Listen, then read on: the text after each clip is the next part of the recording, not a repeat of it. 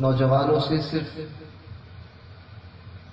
یہی اپیل کروں گا اور یہی پیغام، چونکہ بوڑھوں کا دور گزر چکا ہے، اپنی زندگی کا بیشتر حصہ وہ کاٹ چکے، اب وہ اپنی آخری منزل کے لیے دنیاوی اعتبار کے حساب سے آخری منزل کے قریب پہنچ چکے۔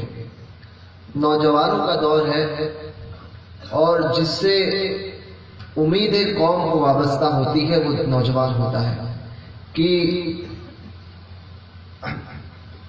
آنے والے مستقبل کو وہ سنوارتا ہے۔ بچے جس کو دیکھ کر سیکھتے ہیں وہ نوجوان ہوتا ہے، اور جس کو دیکھ کر وہ سنبھلتا ہے وہ بھی بوڑھوں کو دیکھ کر وہ سنبھلتا ہے وہ بھی نوجوان ہوتا ہے۔ تو یاد رکھیں کہ آپ لوگوں سے، نوجوانوں سے خاص طور پہ امید وابستہ ہے، اور میں ہمیشہ یہ کہتا ہوں کہ میں 1000 بھیڑیے اور 1000 بکریاں پالنے میں بھروسہ نہیں کرتا۔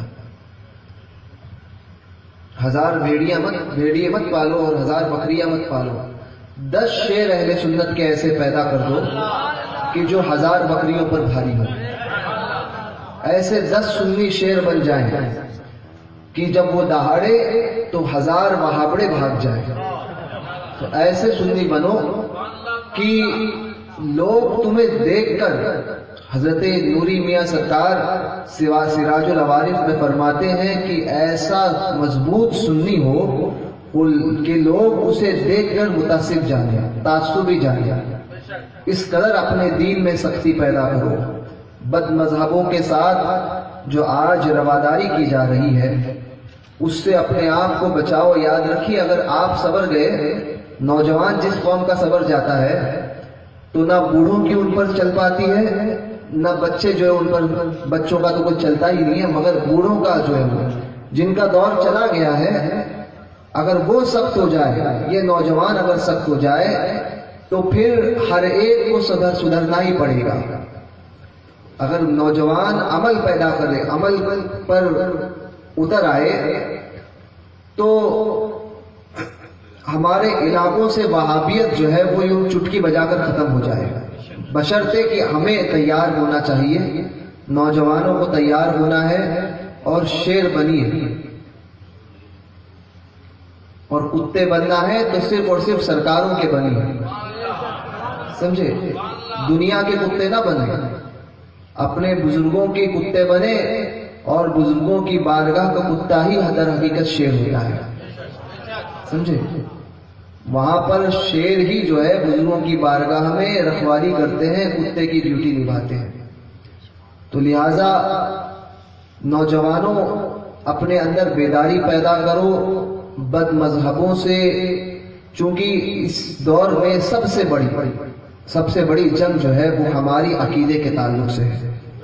ہم اگر اپنا عقیدہ بچا لے گئے تو عمل تو انشاءاللہ تعالیٰ کر ہی جائیں گے۔ عقیدے کو مضبوط کرو، اور یہ مسجد جو بن رہی ہے ان مسجدوں کو آپ سے امید وابستہ ہے، تو ان مسجدوں کو آپ بھریے۔ دراصل ہوتا یہ ہے کہ مسجدیں کب جاتی ہیں بد مذہبوں کے قبضے میں؟ جب ہم نے جانا چھوڑ دیا۔ جس پر نماز فرض تھی اس نے نمازوں کو چھوڑ دیا، اور جن پر نماز فرضی نہیں وہ نماز پڑھ رہے ہیں، چونکہ نماز کے لیے ایمان کا ہونا شرط ہے۔ تو کسی بد مذہب پر نماز ہی فرض نہیں، چونکہ ان کا ایمان ہی نہیں ہے۔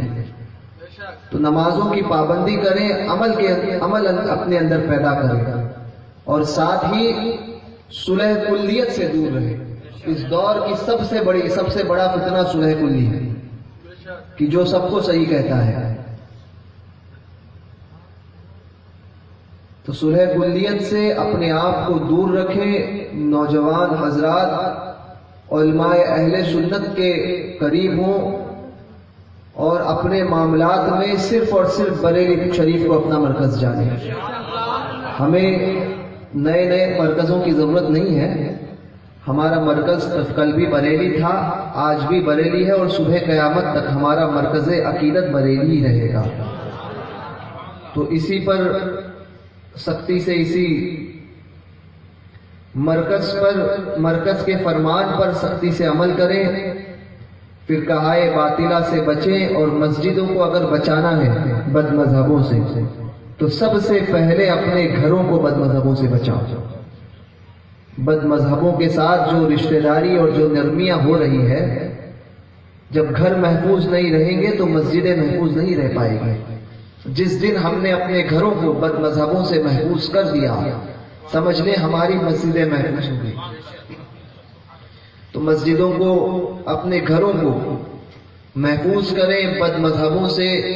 سنی صحیح العقیدہ بنے، پکا سنی، ایسا سنی بنے کہ وہابی دیکھ کر ڈرے کہ یہ سنی شیر آ رہا ہے، اور شیر تو سنی ہی ہوتا ہے، اور سنی ہی شیر ہوتا ہے۔ تو پکے سنی بنے۔ اللہ پاک ہم سب کو مسلک